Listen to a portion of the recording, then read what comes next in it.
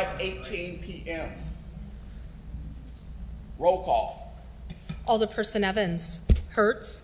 Barnes. Here. Swanson. Parker. Here. Poulos. Here. Healy. And Mayor Harris. Here.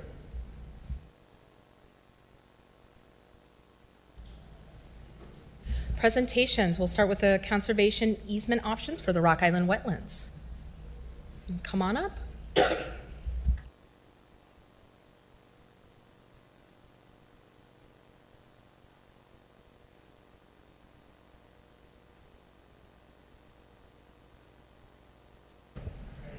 Am I on now? Okay. Hello, my name is Nina Struess. I'm the River Health and Resiliency Organizer for Prairie Rivers Network and a member of the Wetlands Task Force recently created by the City of Rock Island.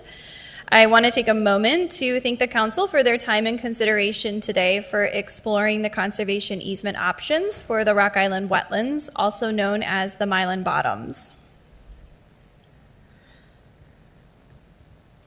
The Rock Island wetlands are a unique and critical asset for the City of Rock Island. The over 500 acres of wetlands are situated at the confluence of the Rock and the Mississippi rivers and provide our community and wildlife with many benefits. The site has long been recognized and documented as an area of significant ecological value. The western portion is listed as an Illinois Natural Areas Inventory site. Each site is considered of high quality based on its ability to provide certain functions like flood storage or services like filtering pollutants and providing clean water. The Rock Island wetlands are also adjacent to and part of the larger Mylan Bottoms wetland complex, which has been listed as an environmentally sensitive area in the U.S. Army Corps' Mississippi River Project 2022 Master Plan. A 2005 survey of the entire complex found over 150 species, including 10 federally or state protected. A conservation easement will protect a property in perpetuity. By protecting the Rock Island wetlands forever, we can help reduce flood risks, provide clean water, protect biodiversity, and ensure proper ecosystem functions, generate economic activity and social benefits, and build a legacy for future generations.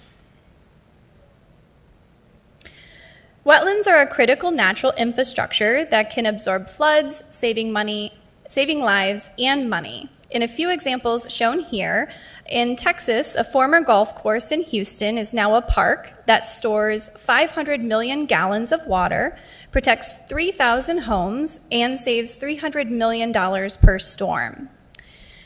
Urban wetlands in Chicago reduce flooding, yielding $22,000 per acre in annual benefits. In Cleveland, Ohio, a park stores 100 million gallons of water, boosts property values, and houses the first watershed center for the state. As part of the task force was directed to develop a recommendation for the City Council on how to establish a conservation easement for the Rock Island wetlands. Did I do something? My presentation's not up there anymore.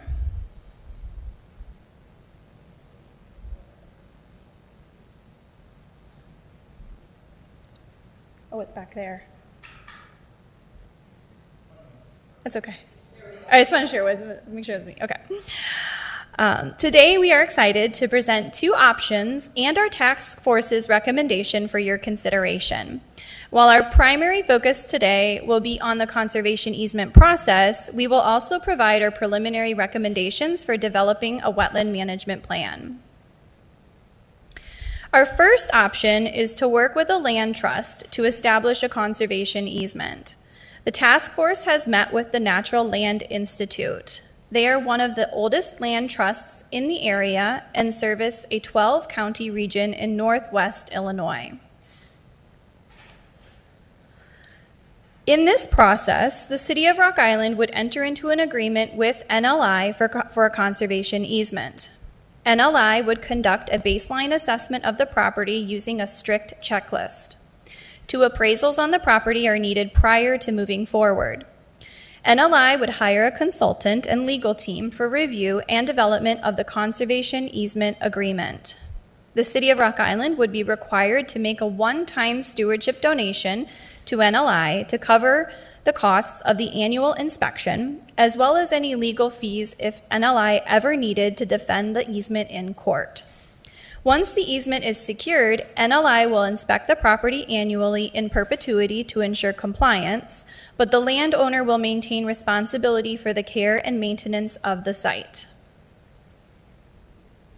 In terms of responsibility, the city is responsible for a one-time stewardship fee that covers the legal and administrative costs of the process, as well as any future legal costs if NLI needs to defend the easement. These fees range anywhere from $7,500 to $10,000. A wetland management plan is not an offered service through NLI, but is strongly recommended, especially if any kind of public or recreational access is desired. In turn, NLI is responsible for the entire administrative and legal process of establishing a conservation easement. Their staff will inspect the property each year to ensure compliance based on the terms, but this does not include maintenance or upkeep of the site. The second option is working with the state's Illinois Nature Preserves Commission to register the wetlands as an Illinois Land and Water Reserve. The state's INPC includes field staff who work with landowners to place easements on their property. There are 3 programs. The Land and Water Reserve is the second highest level of protection offered by the state, but offers the flexibility of tailoring the terms of the easement to include public access and recreation. Land and Water Reserves also offer permanent protection. Through this process, the city would enter into an agreement with the Illinois Nature Preserves Commission, also known as the INPC, and would work collaboratively with Lorraine Folsky, the regional biologist for the QC region. Lorraine prepares 2 written documents to present to the INPC, a site proposal and a management plan. Lorraine would present a summary of these documents to the INPC at a meeting in either January, March, or September for approval. Once approved, Lorraine will begin implementation of the management plan. IDNR will inspect the area at least annually for compliance, and INPC is available to help with some site maintenance through staff or through internal grants. As part of this process, Lorraine would prepare the site proposal and management plan to present to INPC. The site proposal would include information to support the protection of the area, including species reports, bird counts, and any other pertinent reports to describe the biodiversity of the area. The management plan, which is renewed every 5 years, is a collaborative document between the landowners and Lorraine. The management plan provides recommendations for the wetlands area and must be completed before the INPC approves the Land and Water Reserve designation. The management plan includes an activity schedule to determine annual site needs for management and upkeep and the responsible entity for each activity. Activities could include things like prescribed burns, invasive species removals, and protection of rare species, for example. Internal grants may be accessible to assist with this maintenance on site. In terms of responsibility, the city would provide necessary legal documents, boundary information, and would work collaboratively with IDNR to develop the proposal and management plan.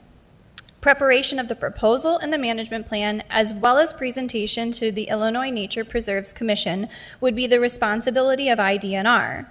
Additionally, IDNR will inspect the property to ensure compliance of the conservation easement at least annually and would cover fees associated with the conservation easement as necessary. IDNR is also available for staff assistance, and as I've mentioned, the potential for internal grant funding for special projects on the site. This slide shows an estimated budget for establishing a conservation easement based on the 2 options provided. In option number 1, which is working with the land trust, it would involve a one-time stewardship fee, roughly $7,500 to $10,000, and title and survey work. Additionally, a wetland management plan is not included and would be separately funded under this scenario. In option number 2, the Land and Water Reserve designation, there would be no upfront costs from the city. The state will provide funding for a boundary survey, title work, and a wetland management plan. The wetland management plan can inform a more accurate future budget, including long-term maintenance costs. Additionally, to expedite the process and have more control over the vendor, the city can pay for costs related to boundary surveys and title work, but will not receive reimbursement. Some landowners select this option as a show of financial investment in the process. This brings us to our task force recommendation. The task force recommends the city register the wetlands as a land and water reserve through the Illinois Nature Preserves Commission. The state will work with the city to develop a wetland management plan and protect the property with an easement. This satisfies the task force's charge to develop a recommendation for a conservation easement while providing time to collaborate with the state to develop a wetland management plan that meaningfully engages stakeholders, develops informed budget needs, and provides time to consider entities for future management responsibilities. Our reasons for suggesting this are listed here on the right, with no upfront costs to the city, the flexibility to draft terms tailored to the site, the wetland management plan that can inform that annual maintenance and stewardship costs, and the ability to have in-house expertise. We have here just a tentative and proposed timeline based on the task force's recommendation to work with IDNR and register the wetlands as a land and water reserve. As previously mentioned, the task force has been meeting since April 16th of this year. We've been meeting, that was our first meeting, and we've been meeting every 2 weeks since then through this process, which brings us to tonight's study session presentation in hopes that we would move forward in early July or August with a vote on which path to move forward with. And therefore, moving forward with this option, August 2025 through September 2026 would be the process of developing that management plan and drafting those conservation easement terms with IDNR in hopes to have all of this suggested to complete by 2027. Any questions?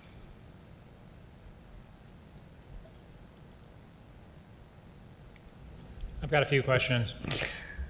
I'll do my best. Nina. Thank Yeah. you, Nina, for the wonderful presentation, and thank you to the task force for the work that you've been putting in these several months.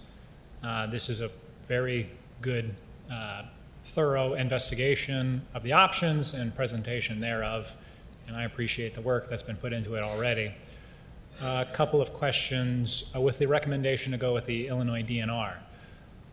It's been my experience serving on the city council for the past few years that state partners are not always the most resourced or have sufficient bandwidth to do the things that they're supposed to do. I was just having a conversation with our public works director about working with the state DOT, for example, frustratingly slow.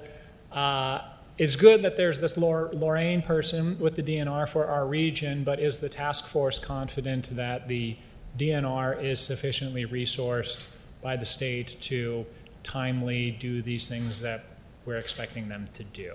Yes, we feel confident in our decision to work with Lorraine. And also through this process with working through Lorraine, we will be able to identify other potential stakeholders that could also expedite the process further. Okay, that's good to hear. I'm often frustrated with the state, but that's good. Second question, when do we need to know the boundaries of what we are presenting as the reserve? And I'm thinking, if something were to happen with the consultation between the developer and the U.S. Fish and Wildlife Service or the Illinois DNR, that is, it's my understanding, soon to be happening, and they find some environmental impact that's not going to be properly mitigated, we could potentially include that 10-acre parcel within this space if it is determined that it's not developable. So what is the timeline by which we need to know what the boundary is that we're going to be presenting? So just to clarify, you're asking if there's flexibility in the boundary with this designation if, for instance, that 10-acre parcel was not able to be developed? Is that what I'm understanding? Right. If for some reason that 10 ARCL site were not to be developable, would we be able to include it in a future place, or should we wait to do this until we are confident that whether it's going to be developed or not? Sure. We can always check with Lorraine to be sure, but through our conversations that we've had with her, it's our understanding that we can move forward with the boundary that we are suggesting at this time. And if there are other parcels of land that come into the city's, the city accrues other parcels of land that are also adjacent to this property that would also fit within this land and water reserve. It's my understanding that it's actually pretty simple to be able to bring those into the conservation easement. Okay, and I do appreciate you answering questions on behalf of the Illinois DNR here, basically. Last question from me. The annual inspection from the Illinois DNR, I think that was included in what they would do. Annual inspection of the property to ensure compliance of the CE. There has been concern from the public about the development. Now, with the conservation easement butting up right next to the proposed development, there have been concerns from the public about things like gas leaks from the gas station, et cetera. Would these annual inspections from the DNR for conservation easement compliance, if something were to happen, like a gas leak or something like that, would they find something like that during these annual inspections? Basically, what I'm getting at is this conservation easement an additional way to ensure no environmental impacts from the development into the years moving forward? That's a good question, and one that I don't feel comfortable enough answering in the entirety or speaking on behalf of IDNR or Lorraine at this time. It's definitely one that we can take back to her and ask a little bit further for clarification. It's my understanding, and I will defer to those on the city as well if needed that are on the task force. It's my understanding that once we move forward with this process with Lorraine, a lot of those different conversations will start to kind of come forward further and be able to figure out where what that looks like in terms of ensuring protection alongside development. Yeah, I would welcome those more clarifying conversations because I do sympathize with some of my constituents' concerns about, sure, maybe right now there will be no pollution, for the lack of a better word, from the proposed development, but in 20 years from now, the infrastructure starts decaying, the tanks get a little older. Who's going to make sure that in 20 years from now there's not pollution happening from that development to the nearby wetlands? So potentially something like this, which guarantees an annual inspection from the state, could alleviate some concerns about pollution decades from now. If you could find out more information as to how thorough those annual inspections are, and whether they would be able to identify things like that into the future, that would be appreciated. Sure, and I'll add, it's our hope in going this route. Part of the benefit is having that wetland management plan as part of this outcome. And so part of that wetland management plan is being able to identify the needs of this entire area as well. And so it's my understanding that things like that would come as a part of that process, but I can absolutely take back to ensure that we get the full clarification from her as well. Cool. Well, thank you for the answers. I support your recommendation. Thank you. If I may, I have a few questions. Looking at your aerial photograph on page 2 of your presentation, I see that the proposed project area falls within an excluded area, such as the casino. Will this inspection also include the area of the casino, since it abuts up to the area commonly referred to as the Milan Bottoms? I don't have that is another great question for Lorraine. I think that's part of the boundary work, from my understanding, with moving forward with this in terms of what would be or not included. Correct me if I'm wrong, though, please. It's hard to tell on the map, but the casino's not actually in the orange boundary. Nor is the proposed area for the Right. for the new development, for lack of a better word. Yeah. Right, but the proposed conservation easement, if I understand you correctly, does butt up next to the casino. And that's, I think, what you're saying. Yes, it butts up next to the casino and the proposed development area. So if one is going to be inspected, will both of them be inspected?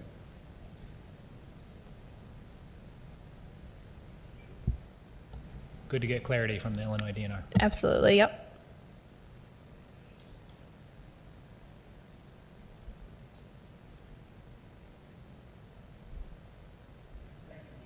Thank you.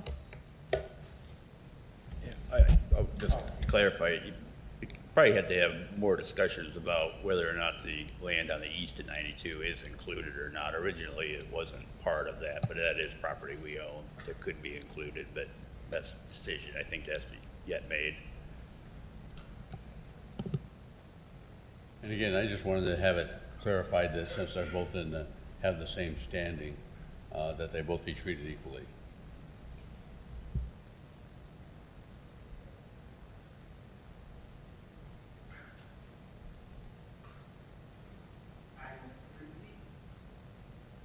All right, we have a presentation on building code updates. Jared and Miles.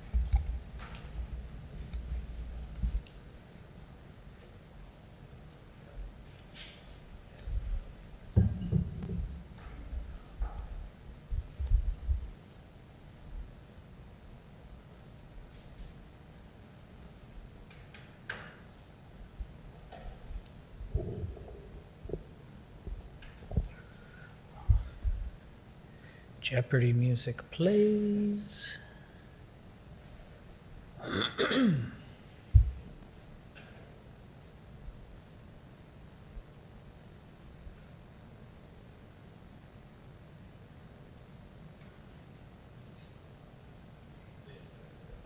Oh.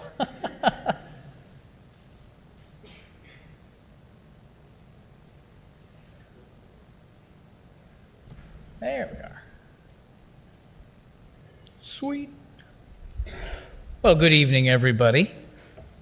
You know me, but not all of you have had the pleasure of, I think, meeting our esteemed building official, Jared Irvin, who's joining me tonight for this presentation to discuss a proposed set of updates to our adopted building codes. So let's get into it. Just kind of a little recap, especially for the public who might be watching, kind of wondering, you know, what are the building codes about anyway? The City of Rock Island has had building codes on the books since at least as early as the 1950s, though they likely go back in some form or fashion further than that. All of these codes are fundamentally tied back to a very basic thing. We want to have a safe and sanitary built environment. These codes establish basic minimum standards to achieve that can be universally applied. And speaking of universal application, the codes that we adopt are all based on those model codes developed by the International Code Council. Those form the basis of the same codes used around North America, Europe, and other parts of the world. Again, the goal here is that anyone doing work anywhere can basically be looking at the same standards, following the same basic playbook. At a local level, though, communities can always adopt amendments to those codes to address any specific needs that they have, unique circumstances that they face, incorporating additional appendices as needed. Model codes from the ICC are released in 3-year cycles. The city is currently in the 2015 cycle, so we're a couple of cycles behind. And to talk a little bit more about the different codes we adopt, here are 10 of them. I invite the building official up to just kind of talk a little bit about what these are. Hello. So these are the 10 model codes that we are proposing that we adopt. These are the 10 codes that the city has adopted historically. The difference between the first three that all pertain to the building code are the building code, the IBC, the International Building Code, pertains to all buildings minus a 1 and 2 family dwelling. The residential building code, the IRC, the International Residential Code, pertains to the 1 and 2 family dwellings. And the existing building code pertains to buildings that are being remodeled, repaired, or modified, or going through a change of use and occupancy. The Energy Conservation Code is just that. It is a code that is enforced through the state of Illinois, that requires us to follow the 2021 model of that code to provide energy conservation. The property maintenance code is what we use as kind of our code enforcement handbook. It's the code book that our housing and property maintenance inspectors use to enforce property conditions and general code enforcement. The mechanical code is for any of the HVAC systems going into new buildings. That's heating, air conditioning, ventilation. Fuel gas code monitors the use of fuel gas or fuel-fired appliances. The plumbing code is, we adopt the international standard, but we also, through the state of Illinois, enforce the Illinois plumbing code. The swimming pool and spa code is an international standard that we abide by through when we issue building permits for swimming pools and spas. And then the NEC, the National Electrical Code, is a national standard that we adopt to regulate the installation of electrical systems. The spa and pool code is my favorite. So why are we talking about updating the codes? It's not just for housekeeping purposes. So FEMA has increasingly been indicating to various communities around the country that if you are not keeping up-to-date codes and ensuring that you have a kind of up-to-minimum standard community, they may not be as eager to provide assistance in the event of an emergency. In effect, if you haven't done your due diligence to keep your buildings to minimum standard, why should we show up, spend public money to help you, right?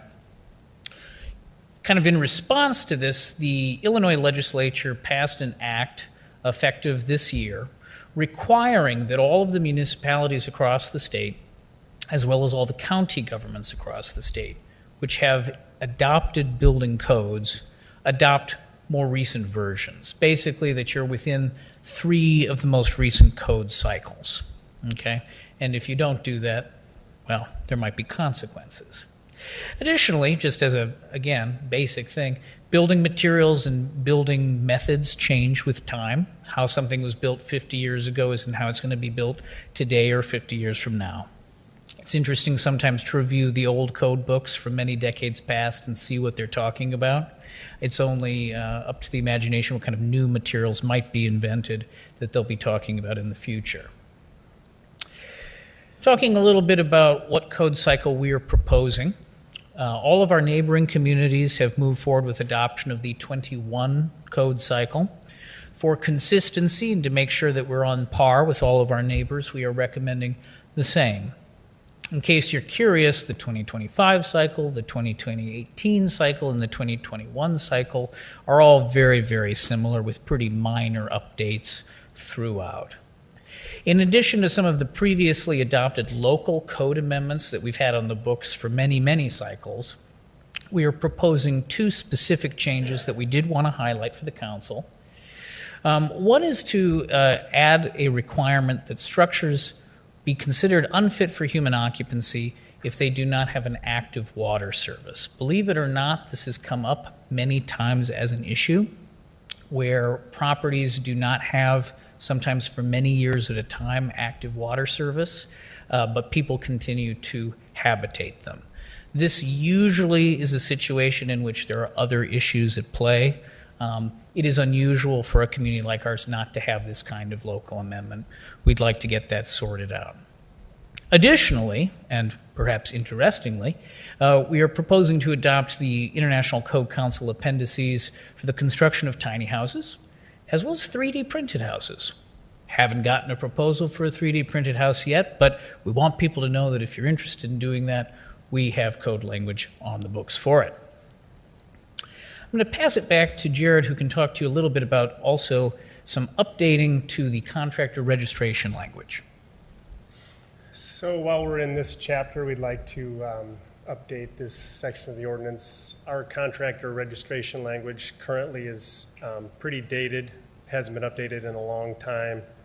Some of the requirements to register don't really kind of translate in today's environment. So we want to make updates to what requirements are in place to become a registered contractor, general contractor, electrical contractor, mechanical contractor, and a plumbing contractor,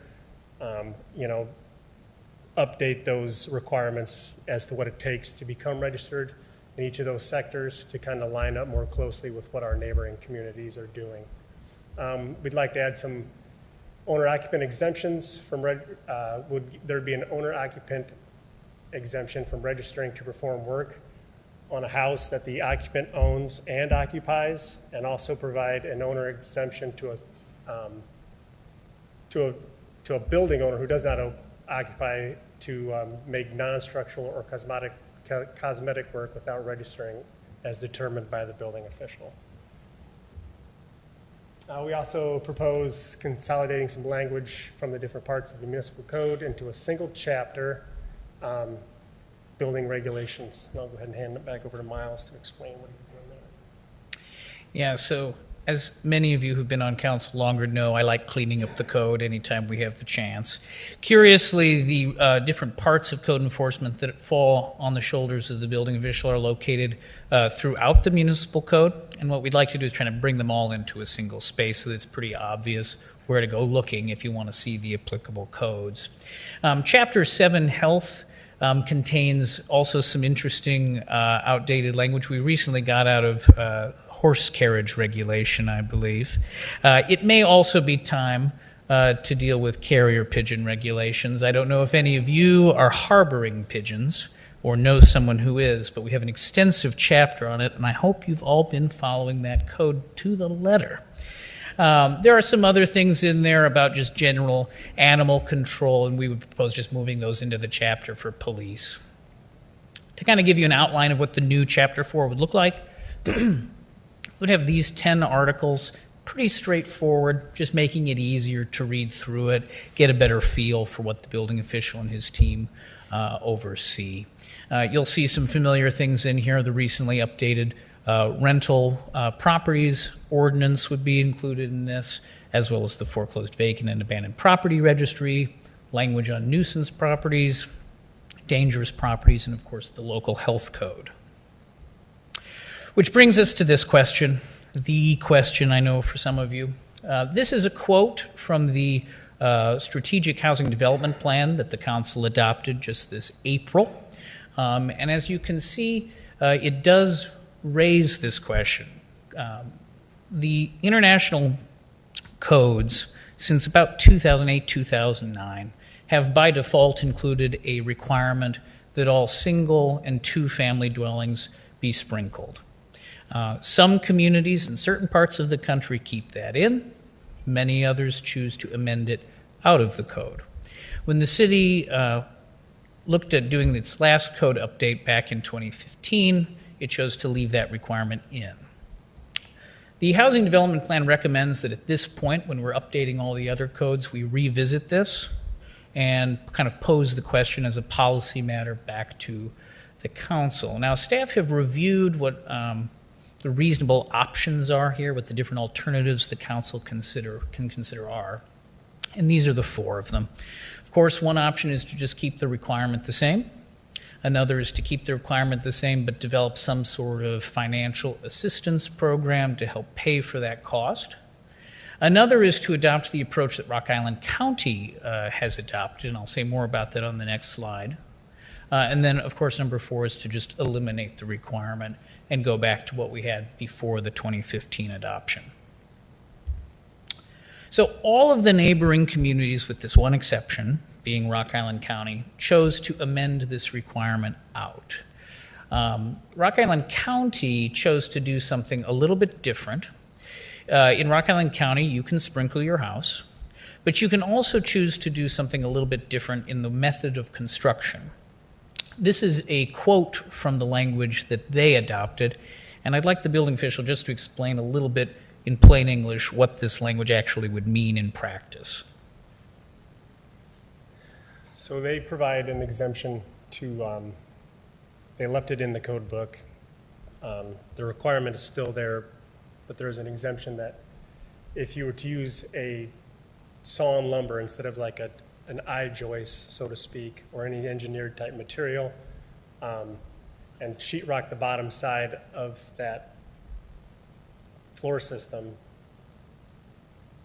that is an exemption to the sprinkler requirement. So you can do one or the other. There are some other minor exemptions in there based on some of the square footage and what the use of the storage spaces are. But simply put, you sprinkle it, or an automatic residential sprinkler system is not required when floor assemblies, which are not otherwise required to be fire rated, are provided with a continuous horizontal separation achieved through the installation of half-inch sheetrock, essentially. 5/8 wood structure panel or an equivalent material to the underside of all floor framing members, stairs, and soffits. So you're kind of you're creating a separation from the basement level to the upper levels with the means of like a Type X or any type of gypsum board or a wood equivalent paneling. In other words, you kind of build the building so that it burns more slowly, increasing the chance that someone in the event of a fire can get out. You basically build it so that they have more time. That's a really simplified way of putting it.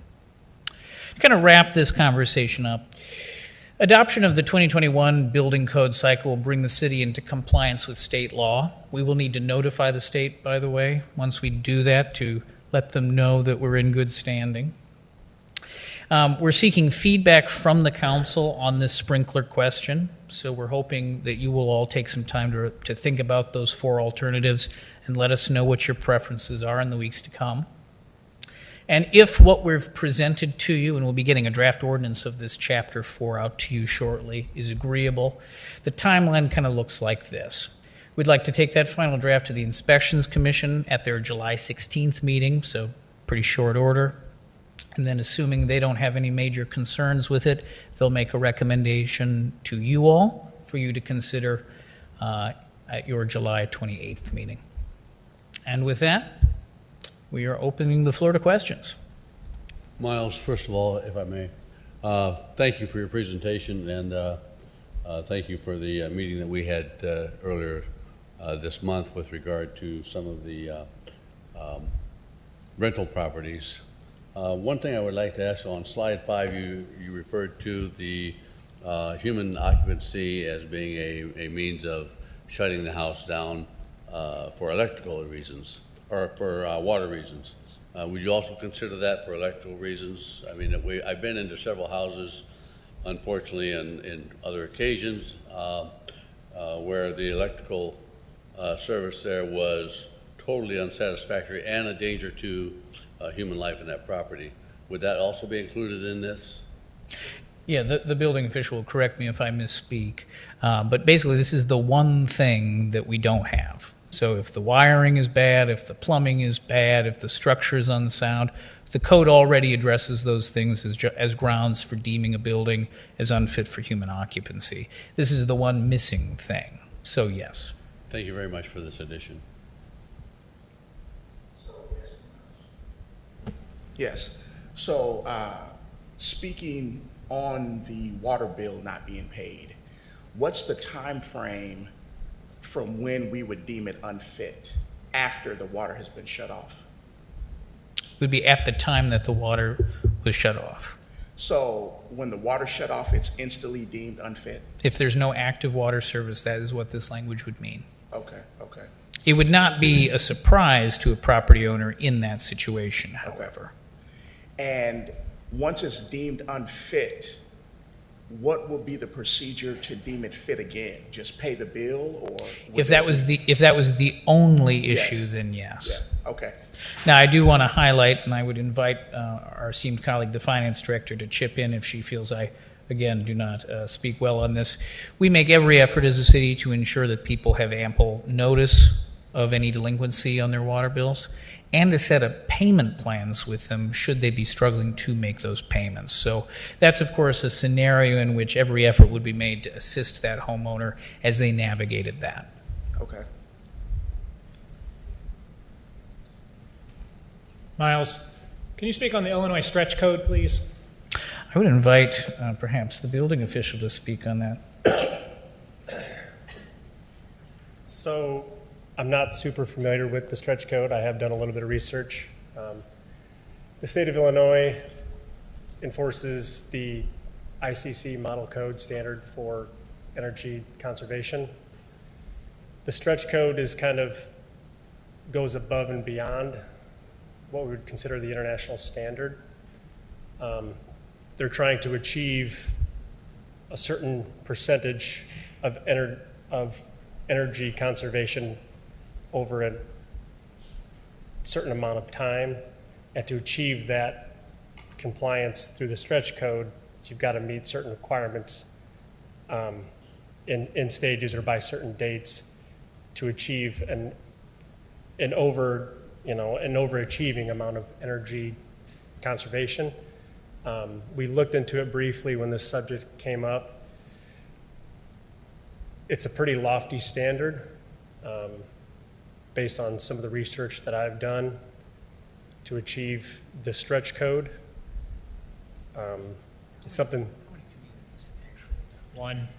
Yeah, I think there's only the one. It's just We're Evanston. looking- Yeah, it's my understanding that the stretch code basically is a way to try to regulate buildings into no longer having emission generation. I think that the goal is net zero with Yeah, the stretch code, I believe. it's to require properties to be constructed in a way that encourages or requires electrification versus natural gas burning, Right. for example, right? I mean, is that correct? Yep, I think it's just almost to get a net zero carbon footprint essentially is the goal of the stretch code. And that's something that can't be done overnight, so they've set kind of a matrix up to kind of achieve that over a stretched amount of time.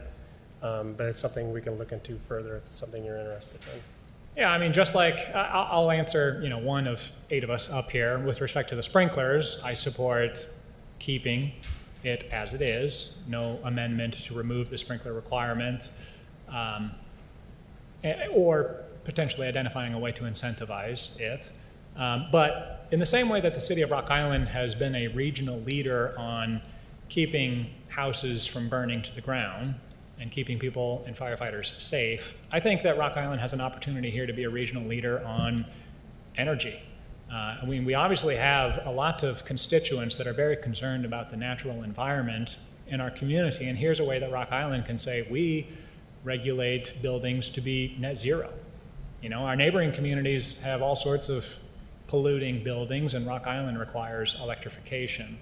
I think it's something that we should seriously take into consideration, even though I understand there is costs associated with those things. But again, Rock Island can be a leader in this regard.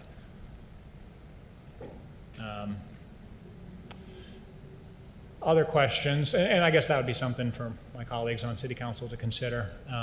Do some research on stretch codes, the Illinois stretch code specifically.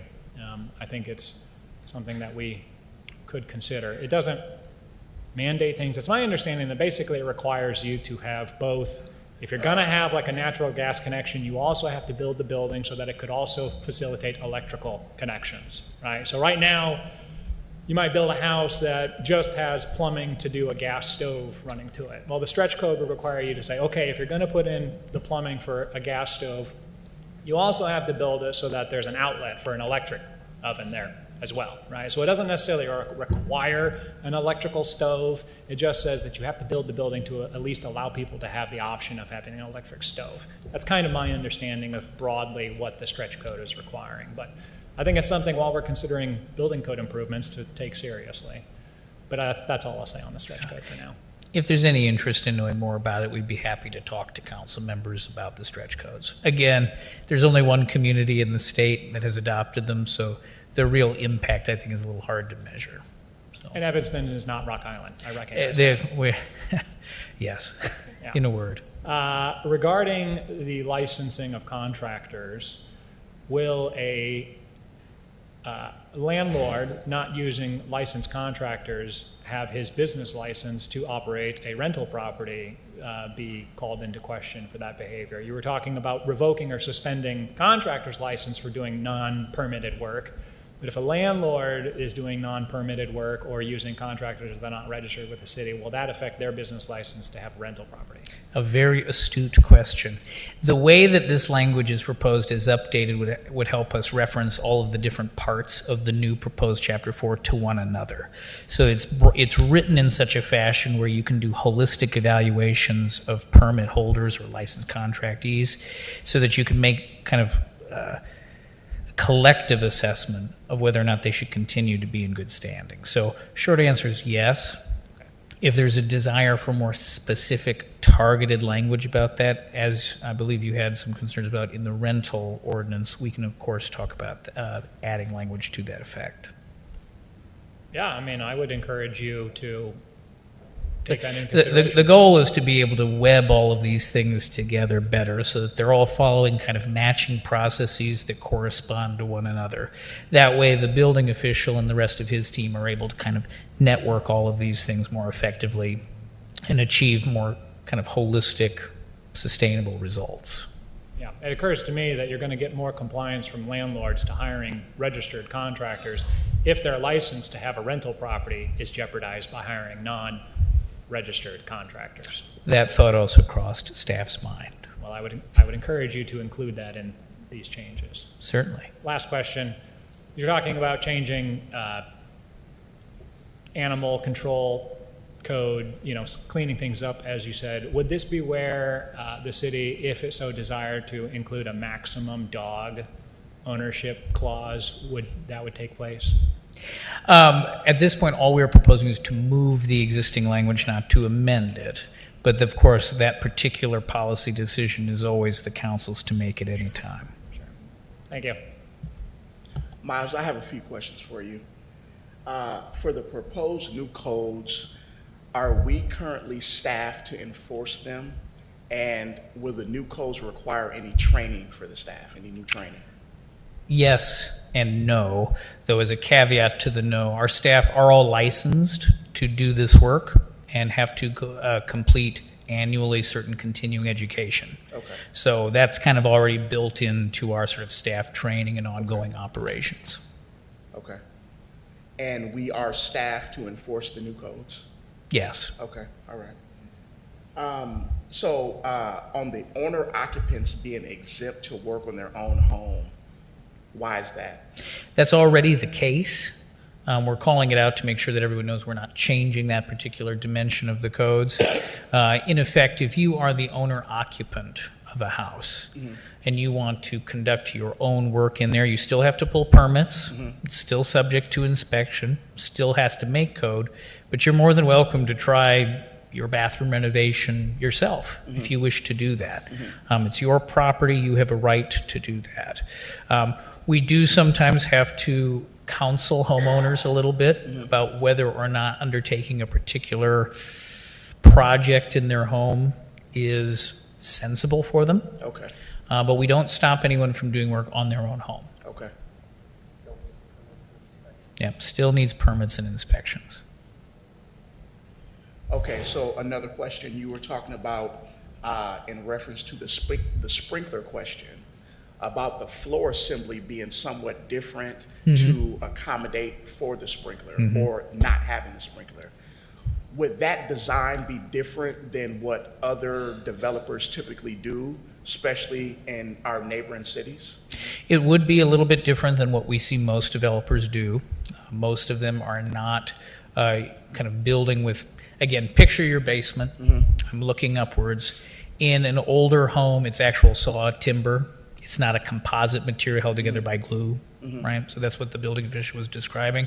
If it's that saw timber and then you close it off with drywall, basically, you're creating a floor system that will burn more slowly. Okay. So let's say something happens to your furnace, fire ensues.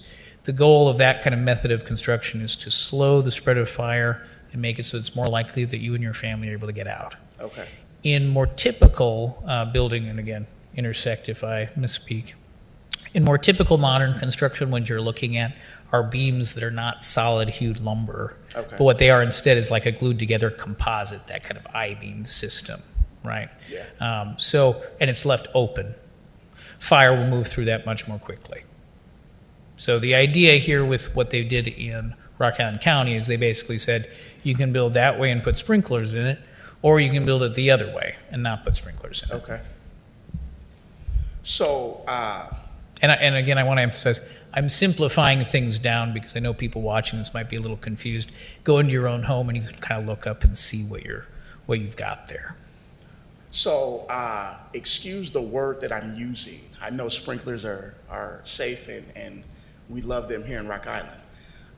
But as far as developing with the sprinkler system, I'm going to use the word deterrent.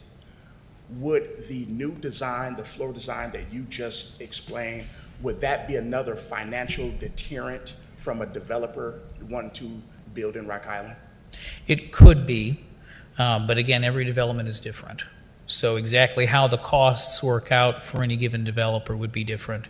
And we can't comment specifically in kind of a hypothetical sense about whether that would or wouldn't make sense. Again, an individual person building their own home may prefer one way or the other, depending on their own kind of calculus of risk and preferences. We're not making any particular recommendation here about which of those four alternatives to go for, because in many ways you could hash it different ways and come to different conclusions. It's really a policy decision for the council. One of the challenges of sprinklers is not only the cost, but also the extra effort you have to put into having them designed and installed by a separate contractor, where any house is going to have people drywalling and things like that. So you may not have as much of a delay or potential for delays.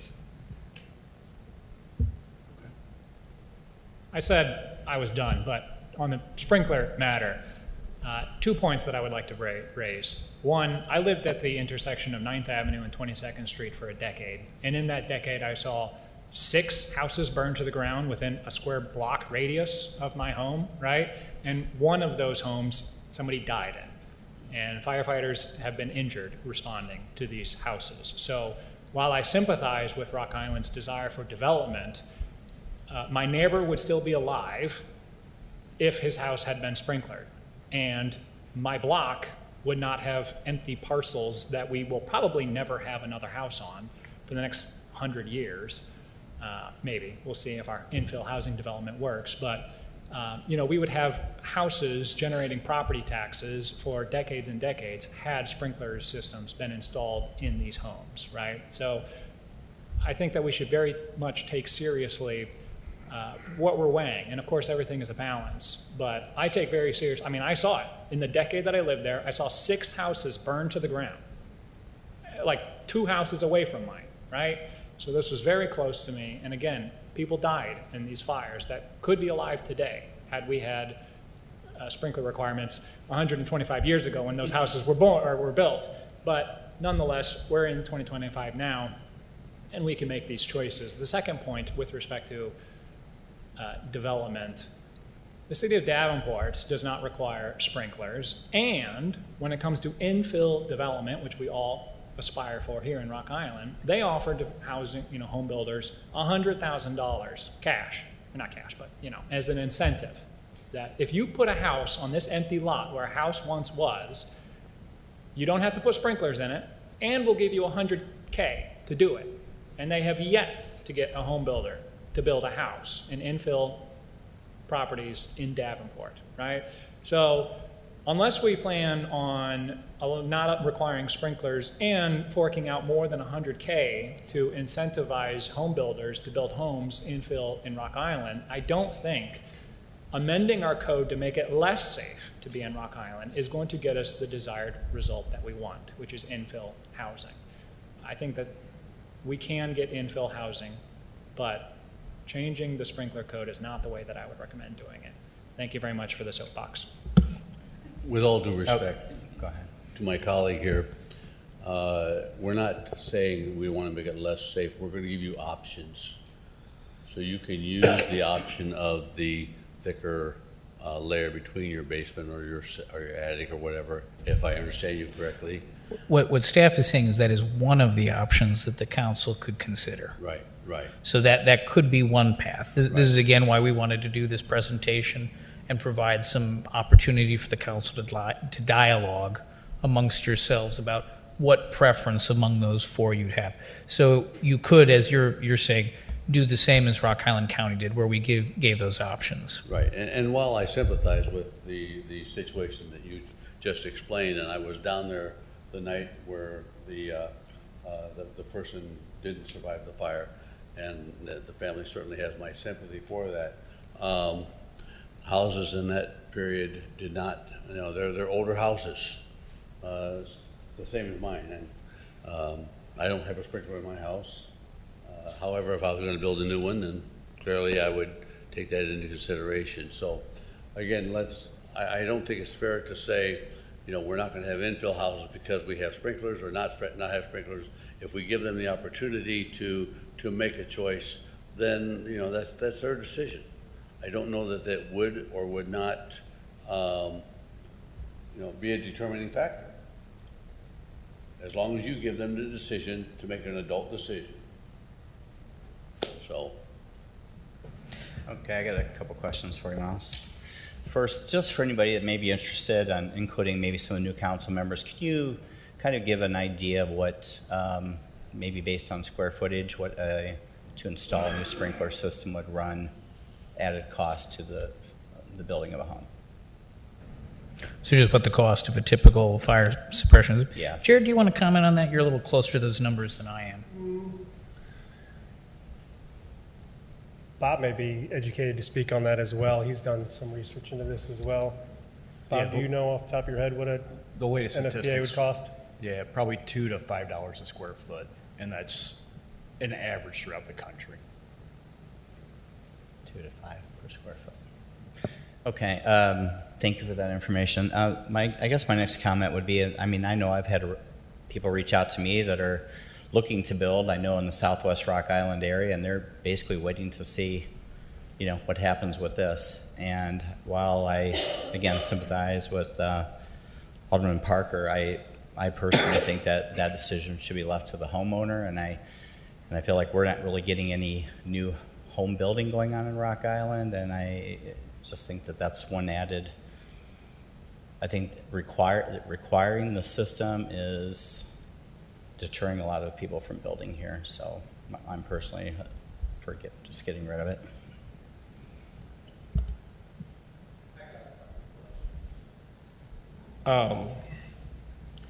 When we look at the chapter 4, 6 through 9, for one, dealing with rental properties, foreclosed, vacancies, abandoned properties, nuisance properties, and dangerous properties, what are you guys actually trying to do as far as in the codes with that? Because in First Ward, we've got a lot of all of those combined.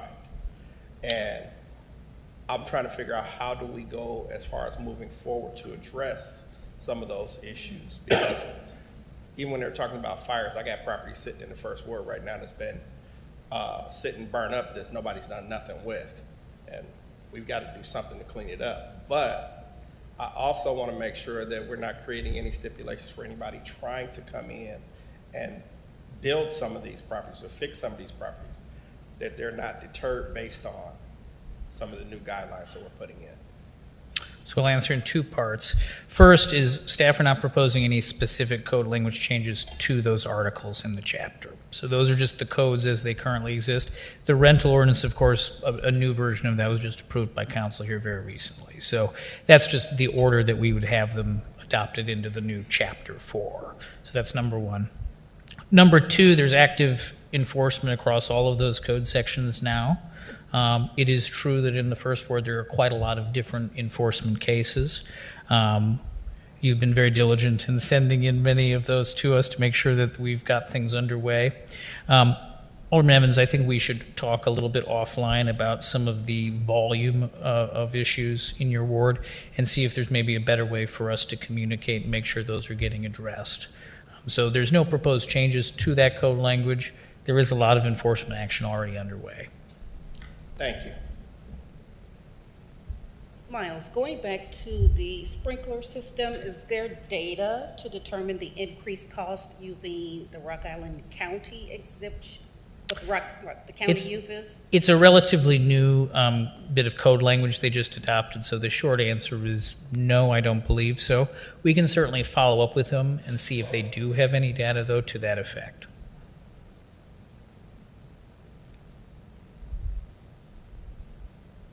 Anything else? Wonderful. Well, staff would just ask, just think carefully about those alternates. If you have opinions about it or want to dialogue further, please let us know. I know our colleagues in the fire department would also be happy to dialogue about their perspective on this. So we appreciate the due consideration. Thank you, Miles. Item 4, public comment.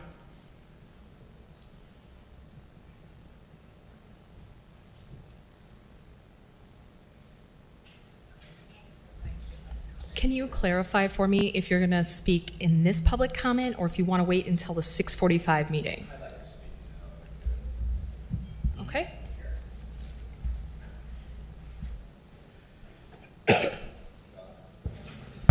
Okay, now we're on. 1 second, sir, so you won't be interrupted. Yeah, no. Thank you. Go ahead, sir. My name is Brian Ritter. I live in Davenport, Iowa. I've worked in conservation for the last 25 years. In the last 18 years, I've worked in a floodplain wetland and have worked extensively with developing conservation easements on some of the parcels that we manage. I'm here to talk about the proposed conservation easement in the Milan Bottoms. I very much appreciate the city's foresight in considering a conservation easement on the majority of the lands in the Milan Bottoms, and I strongly encourage you to follow through with this effort and develop a conservation easement that is permanent and strong, that does not allow development. We still have questions that linger. It remains unclear why or if the passage of the TIF needs to be tied to this conservation easement. It sounds like there's options that would basically cost the city no money, and at this point, why not pursue those regardless of what happens with the TIF and the proposed development? It also remains unclear if funds generated through the TIF can truly be used for conservation-related activities in the Milan Bottoms, and if so, what those potential conservation activities would entail. We also have some concerns in regards to discussions about potential recreational activities in the Milan Bottoms. Many of us have argued that the reason the Milan Bottoms support such a rich biological diversity is because there is not easy access to the site. You have to work hard to get into the Milan Bottoms, and in essence, it is the closest thing to wilderness that we have in the Quad City region. Recreational activities such as bike paths and boardwalks would expose a much greater portion of the bottoms to the disturbance. Unfortunately, many of the sensitive species that were cited in Nina's presentation cannot tolerate elevated levels of human activity. Increase in disturbance, even if it is recreational, will have a negative impact on the biological richness of the Milan Bottoms. This is exactly why many in our group have opposed the truck stop and development. Let's not love Milan Bottoms to death. We are not saying there should be no access, but we are simply saying let's keep the development and access to a minimum in order to preserve this unique natural area. The other issue about increased recreational development is who takes responsibility for O&M. This area is not just in the floodplain, 90% of it is in the floodway. When you have a flood, you have active current, you have debris flowing through the area, and with that destruction, who is going to pay and physically do the work if you construct physical things like boardwalks and paths? Who is going to pay for the repair after flood events and cleanup? Who is held legally liable if these structures are built? In my opinion, the most sensible, least expensive, and most environmentally compatible option for these acres is to simply leave them alone, put them in a conservation easement, and let Milan Bottoms remain a wild place for wildlife. Thank you.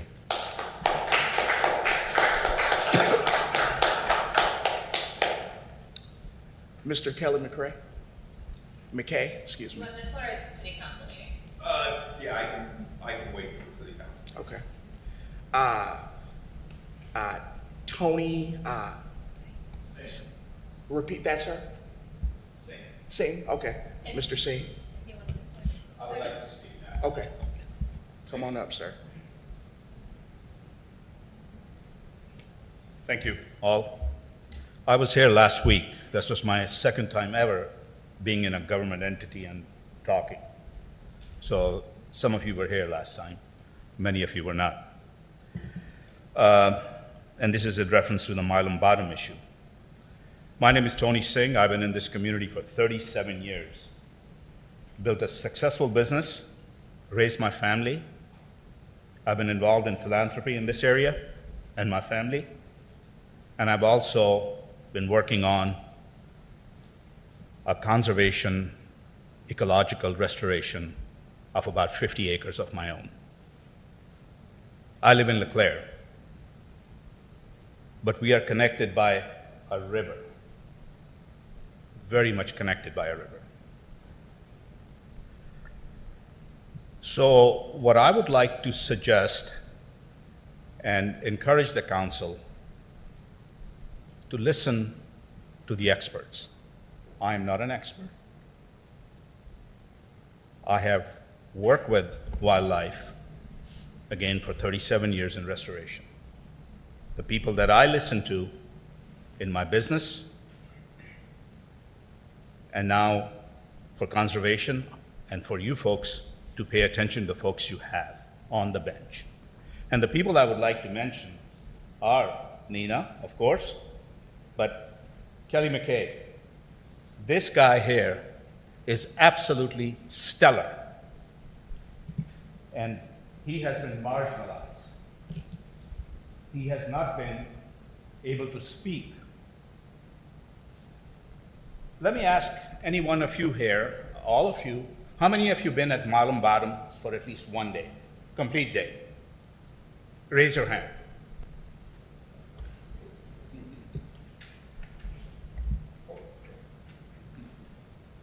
These are the people. Kelly has been there for 40 years. I asked the mayor, last mayor, to consider him putting on the city, on this group that he put together. And I was dismayed that he was not. This guy has spent 40 years at Milam Bottoms.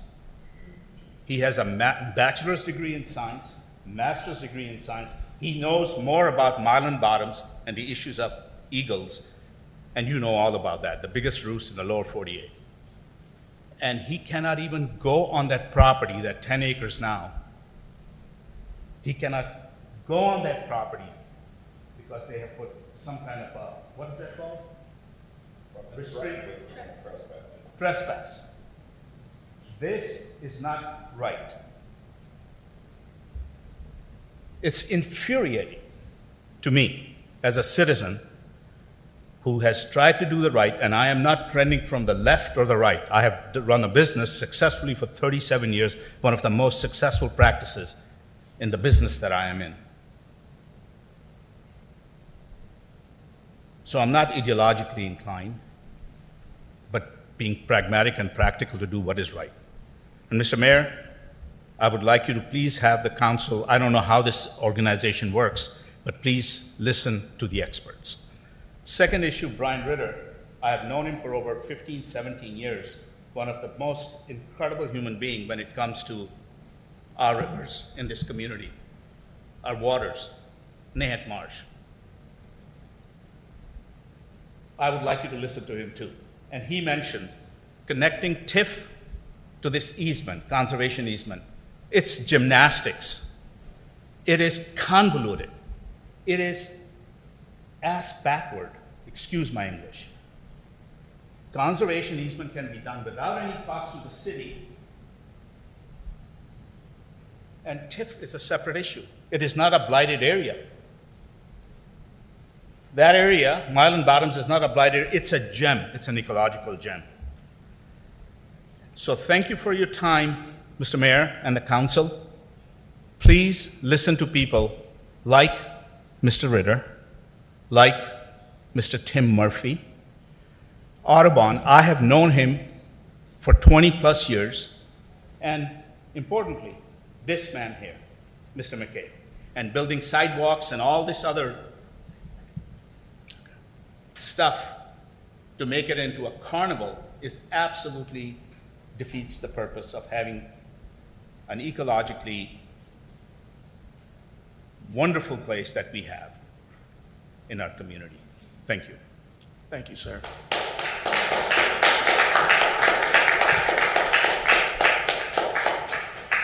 Joy Singh.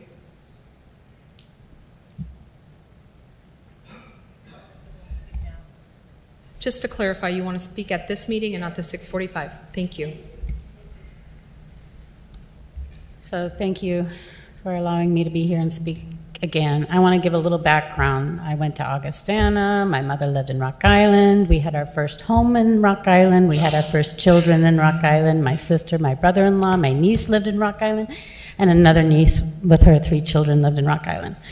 I love Rock Island. I know that there's a lot of struggling going on here economically now. I respect that, and I know that you're considering many things as you make your decision. Mylan Bottoms is an amazing gem, and we are very fortunate to be connected here by a river, and the wildlife, the beauty there is amazing. I have young people who come and they stay with us, and we do conservation work. The last 2 came to do birding. I connected with Mr. McKay and other ornithologists, and it's amazing what they've been able to see here. One was from New York City, and one was from Utah. So we have a lot of young people who come here and invest their time and money here to see the beautiful wildlife. What I wanted to touch on was my understanding of TIF. You need 1 or 2 of the 3 qualifications. One is it's a blighted area. One, TIF can be used in an industrial park area, and the other is a conservation area, which my understanding of conservation is buildings that are still repairable that need conservation work because they're not yet blighted, or areas where there has been a gas spill or some sewage problem of such. Mylan Bottoms doesn't meet any of these to qualify in TIF as I read it and I look at it. It's a gem of a wetland. And I believe from studies that I've heard, wetlands are going to be extremely important in our future with the flooding. I am very deeply concerned about the gas station going in there and the effect it will have, and if you go ahead with the construction of a gas station in that area or anything that could cause contaminants to go in, and the owner is not responsible. But you're asking many questions about who's responsible for looking over those wetlands. Will it be the state? That is really sad. That's pathetic. I want to know if they're paying a flood fee, a water fee, to keep these waters clear, because these are not waters that stay right here in Rock Island. They flow down. You know that. Louisiana. The waters affect all of us. So again, the wetlands are not blighted. So I think that the city could be #1 in the environmental leader with wetland preservation. You talked about being #1 leader in other ways. And environment, this is an opportunity to become a leader in making a decision in wetland preservation. A TIF does not apply here. It doesn't meet any of the 3 criteria. It's not blighted. It's alive, it's amazing, it's diverse, it's doing what a wetland does, it's alive. So I would love to recommend that the city consider putting the wetland in a conservation easement. You can do that right now. Zero money down. And I know there's a lot of other considerations you have to take, but our family is a supporter of a lot of things that go on in Rock Island. Don't think we're separate from it. I'm wearing a t-shirt. We participate in this. We give to this as an example. I love Rock Island. I do want the best for Rock Island. And I think you have a gem in your pocket and you don't realize the beauty of this gem. Thank you for listening. Thank you, ma'am.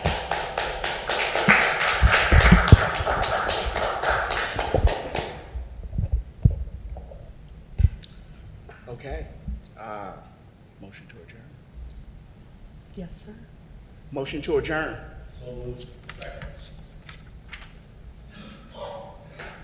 All in favor? All in favor say aye. Aye. All